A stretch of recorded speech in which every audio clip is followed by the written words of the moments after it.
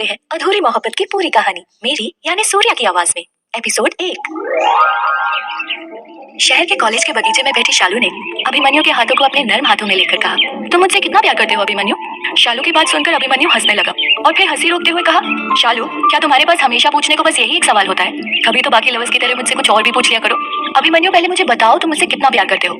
शालू ने थोड़ा सीरियस होकर कहा। तो अभिमन्यु उसकी आंखों में देखकर कहने लगा, शालू पूरा कॉलेज जानता है कि हम दोनों 3 सालों से बेस्ट कपल हैं और हर कोई हम दोनों जैसे प्यार की कल्पना करता है। फिर भी तुम हर बार यही सवाल मुझसे बार बार क्यों पूछती हो? क्या तुम्हें मुझ पर भरोसा नहीं है? ऐसी बात नहीं है अभिमन्यु, अक्सर ऐसा होता है, दो प्यार करने वाले कभी ना कभी बिछड़ जाते हैं। शालू ने अपनी परेशानी जताते हुए कहा, बिछड़ते वो हैं जो डरते हैं और लोगों के सामने अपने प्यार को अपनाते नहीं है, पर मैं किसी से भी नहीं डरता। जब हमने कुछ गलत किया ही नहीं तो डरना कैसा?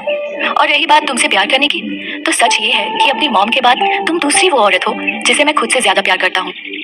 अभिमन्यु ने शालू का हाथ प्यार से अपने हाथों में पकड़कर कहा। अभिमन्यु के जवाब से शालू को तसल्ली मिली। फिर उसे कुछ सूझा तो उसने अभिमन्यु से कहा, तुमने कहा तुम किसी से नहीं डरते ना? हाँ नहीं डरता, अभिमन्यु ने जोश में कहा।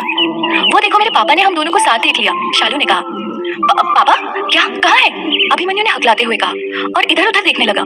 अभिमन्यु को इस तरह हकलाते हुए देखकर शालू जोर जोर से हंसने लगी और कहा, किसी से ना डरने वाले पापा के नाम से डर गए। शालू को हंसता देखकर अभिमन्यु उसकी तरफ लपका, लेकिन वो उसे पकड़ पाता तब तक शालू उठकर भागने लगी। अभिमन्यु भी उसे पकड़ने उसके पीछे भागने लगा।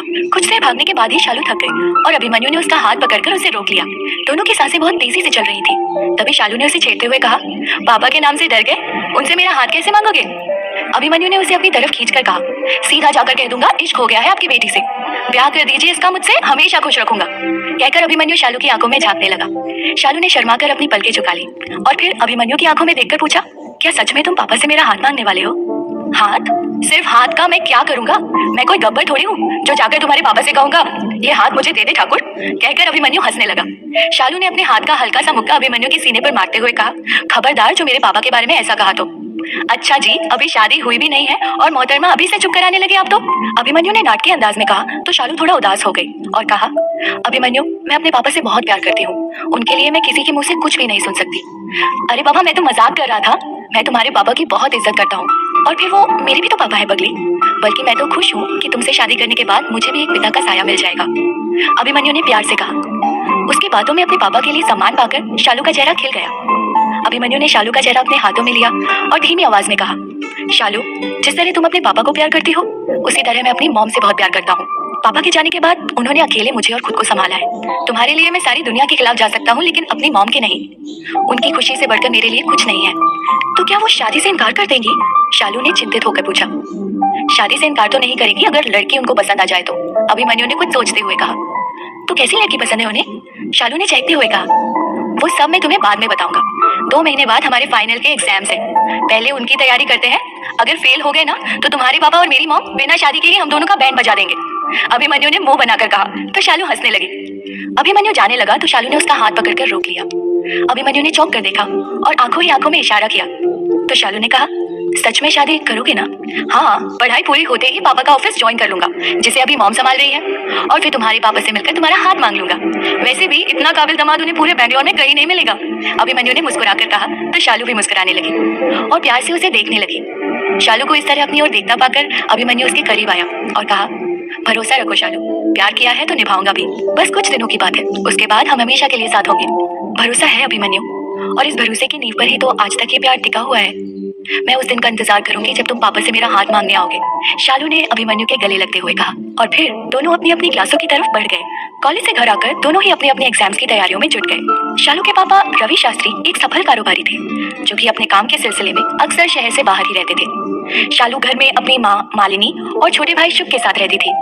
सभी सुख सुविधाओं से पूर्ण शालू के घर में किसी चीज की कमी नहीं थी। शालू अपने पापा के बहुत करीब थी। शालू का नाम भी रवि ने खुद रखा था और वे उसे खुद से भी ज्यादा प्यार करते थे, उसकी हर ख्वाहिश पूरी करते थे। मालिनी भी शालू के साथ बिल्कुल एक दोस्त की तरह व्यवहार करती थी और शालू भी मालिनी से अपनी हर बात खुलकर शेयर करती थी, फिर चाहे वो कॉलेज का असाइनमेंट हो या दोस्तों के बीच की गॉसिप। पर अब तक शालू ने अभिमन्यु के बारे में घर में किसी को नहीं बताया था। वो चाहती थी पहले पढ़ाई पूरी हो जाए, उसके बाद ही मम्मी पापा को अभिमन्यु के बारे में बताएगी। शालू पढ़ाई में भी अच्छी थी, इसलिए वो पूरी तन्मयता से अपनी परीक्षाओं की तैयारी में लगी हुई थी। दूसरी तरफ अभिमन्यु अपनी माँ शैलजा भास्कर का इकलौता बेटा था। अभिमन्यु के पिता अरविंद कुछ साल पहले जब अभिमन्यु बहुत छोटा था तभी गुजर गए। शैलजा ने अकेले ही अपने बेटे की परवरिश की। अरविंद का बहुत बड़ा ऑफिस था जिसे बाद में शैलजा ने ही संभाला। शैलजा के घर वालों ने उस पर दूसरी शादी का बहुत दबाव बनाया, पर ना जाने वो क्या वजह थी कि शैलजा ने अपने बेटे के साथ जिंदगी गुजारने का सोचा। घर वालों ने जब बार बार कहा तो उसने उन सब से किनारा कर लिया और हमेशा हमेशा के लिए अभिमन्यु के साथ बेंगलोर में रहने लगी। बीते 24 सालों में उसने पलट कर भी नहीं देखा। ऑफिस में उसका बहुत दबदबा था, सारा स्टाफ उसके नाम से ही घबराता था। अरविंद की मौत के बाद वो जैसे पत्थर की बन चुकी थी, लेकिन उस पत्थर में भी एक नाजुक सा दिल था जिसमें अभिमन्यु के लिए ढेर सारा प्यार और अपनापन समाया हुआ था। शैलजा अभिमन्यु से बहुत प्यार करती थी और उतना ही अभिमन्यु अपनी माँ को चाहता था, लेकिन शालू की तरह उसने भी अपनी माँ से अपना और शालू का प्यार छुपाया हुआ था। वो पहले काबिल बनना चाहता था ताकि उन्हें अपने और शालू के बारे में बता सके। अभिमन्यु भी आने वाले एग्जाम्स की तैयारियों में जुट गया था। 2 महीने पंख लगाकर कब उड़ गए पता ही नहीं चला।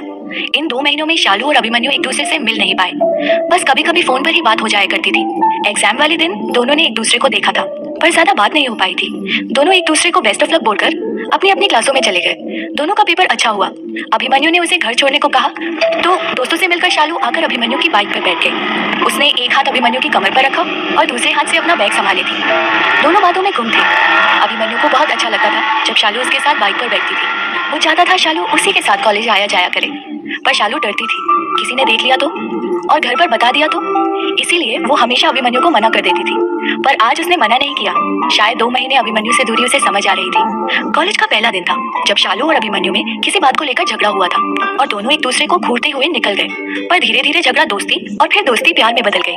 शालू दिखने में जितनी खूबसूरत थी, अभिमन्यु भी उतना ही सुंदर और सुडौल था। शालू की आंखों का रंग हल्का नीला था और इन्हीं आंखों को देखकर अभिमन्यु हमेशा सब भूल जाया करता था।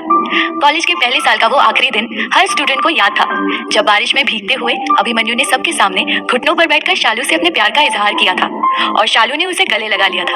और फिर धीरे धीरे ये प्यार बढ़ता ही गया, इतना कि दोनों एक दूसरे को खुद से भी ज्यादा चाहने लगे थे। पर शालू ने कभी अपनी हदें पार नहीं की और ना ही अभिमन्यु ने कभी उसे फोर्स किया।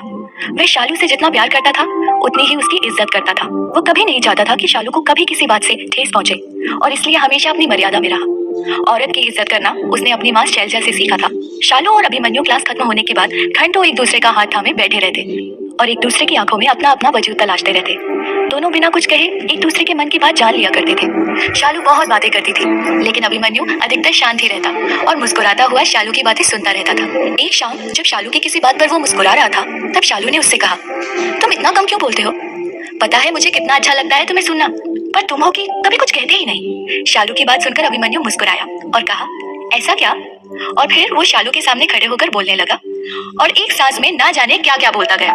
शालू को कुछ समझ नहीं आ रहा था, फिर भी वो मुस्कुराते हुए उसे सुने जा रही थी। अभिमन्यु उस वक्त उसे बहुत प्यारा लग रहा था। अभिमन्यु का बोलना जारी था।